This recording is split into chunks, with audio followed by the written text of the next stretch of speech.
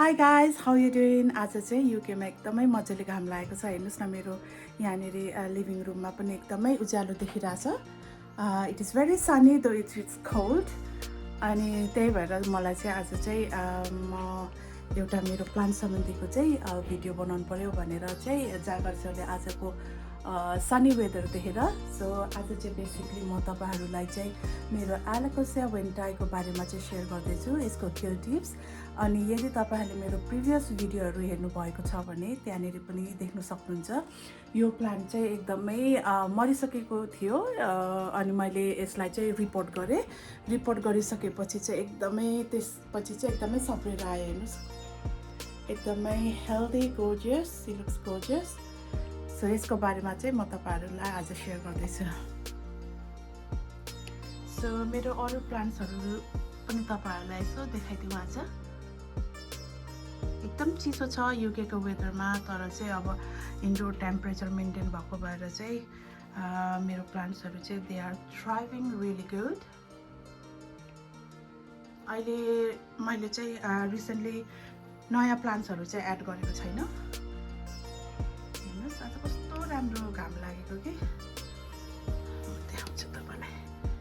मेरो ट्राडिस्कान्टियाहरू हेर्नुहोस्, पर्पल ट्राडिस्कान्टिया यस्तो जङ्गल भएर आएको छ, ब्युटिफुल। अनि यो फिलोडेन्ड्रन पनि एकदमै ठुलो भइसकेको छ। अनि त्यसपछि यो मेरो बेगोनिया भयो। यो अर्किडहरू चाहिँ मैले एक दिन यसको प्रुनिङ गर्ने विचार गर्दैछु। यो अर्किडहरू मैले यो फुल्नु थालिसक्यो, बिचराहरू प्रुनिङै नगरी लास्ट इयर फुलिसकेपछि मैले प्रुनिङ केही गरेको छैन। अनि यहाँ हेर्नुहोस्, यो पनि ट्राडिस्कान्टिया नै भयो, एकदमै झ्याप्प लाएर आएको छ। अनि यहाँ मेरो एन्टिलाइट, यो मेरो मनी प्लान्ट, यो चाहिँ एकदमै मेसिभ सप्रिरहेछ। अब यसलाई कहाँ कसरी घुमाउने भन्ने भएर स्पेसै नभएर हेर्नुहोस् न, एकदम स्पेसै छैन।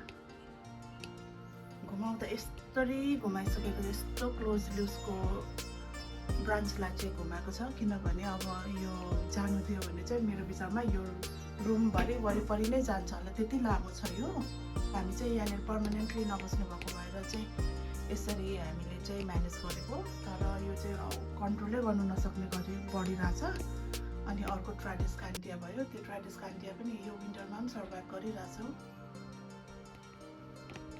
So let's go to alocasia. So यो भयो एलोकासिया वेन्टाई। अनि यो चाहिँ एकदमै इजी केयर प्लान्ट्स जस्तो लाग्छ मलाई चाहिँ। मेरो एक्सपिरियन्समा चाहिँ एकदमै मजाले ठुलो, इजिली ग्रोथ पनि हुने, छिटै ग्रोथ पनि हुने। अनि त्यसपछि फर्स्ट अफ अल यसको वाटरिङमा चाहिँ यो एलोकासिया वेन्टाईलाई चाहिँ म अहिले वन्स अ विक जति मात्रै वाटरिङ गर्छु। समरमा चाहिँ at least 2 to 3 times a week गर्छु भने यो विन्टरमा चाहिँ वन्स अ विक मात्रै गर्छु, त्यही पनि एकदमै थोरै, धेरै पानी चाहिँदैन। अनि त्यसपछि सनलाइटमा देखिहाल्नु हो मैले चाहिँ अब यसलाई कहाँ राखेको छु भन्दाखेरि चाहिँ यसरी राख्दाखेरि चाहिँ मेरो विन्डो साइडबाट चाहिँ घाम चाहिँ यसले मजाले पाउँछ। तर युकेमा चाहिँ एभ्रिडे घाम त लाग्दैन नि, एकदमै कमै घाम लाग्छ विन्टरमा। तर पनि दे इजिली सर्भाइभ, यतिको घामले चाहिँ they easily survive. So sunlight चाहिँ राख्दाखेरि चाहिँ यो प्लान्ट राख्दाखेरि चाहिँ सनलाइट आउने ठाउँमा राखेको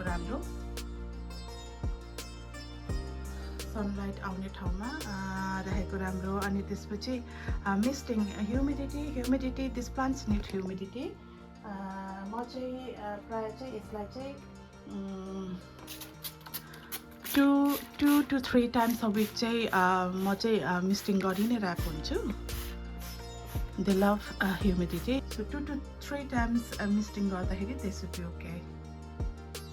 सो यो त भयो यसको ह्युमिडिटी।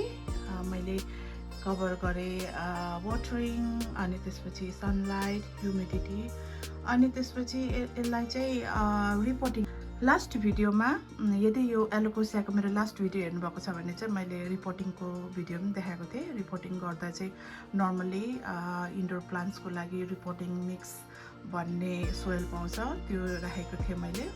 अनि त्यसपछि अलिकति एड टपअप गर्ने बेला भएको छ। यहाँ हेर्नुहोस्, मेरो यत्रो ठुलो यो यसको स्टेम भएको छ।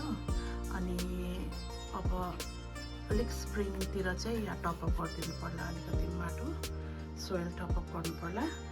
अनि आफ्टर रिपोर्टिङ, वान्स रिपोर्ट गरिसकेपछि चाहिँ this plant keeps on growing, एकदमै बढेको छ त्यो रिपोर्ट गरिसकेपछि चाहिँ। सो रिपोर्टिङ जब ठुलो हुँदै जान्छ तब चाहिँ रिपोर्टिङ पनि गर्नु जरुरी छ। अहिलेको लागि मेरो यो गमलामा ठिकै होला, म अलिकति सोइल एड गरेँ भने, तर योभन्दा ठुलो अझै म्यासिभ हुँदै गयो भने चाहिँ फेरि रिपोर्टिङ गर्नु जरुरी पनि हुन्छ।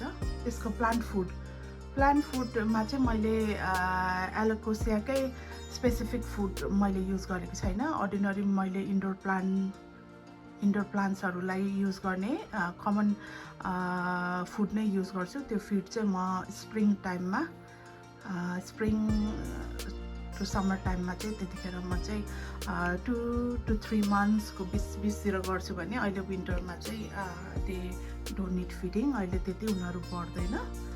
सो बढ्ने टाइममा चाहिँ दे निड फिड। त्यति नै हो साथीहरू। So I try to cover almost every week. तपाईहरुलाई केही कुरा जान्नु मन लागेमा अथवा केही कुरा सोध्नु मन लागेमा please feel free to comment down in comment section. अनि म तपाईहरुसँग फेरि नेक्स्ट विक यस्तै प्लान्ट रिलेटेड भिडियोहरू लिएर भेट्नेछु। Until then, bye, take care.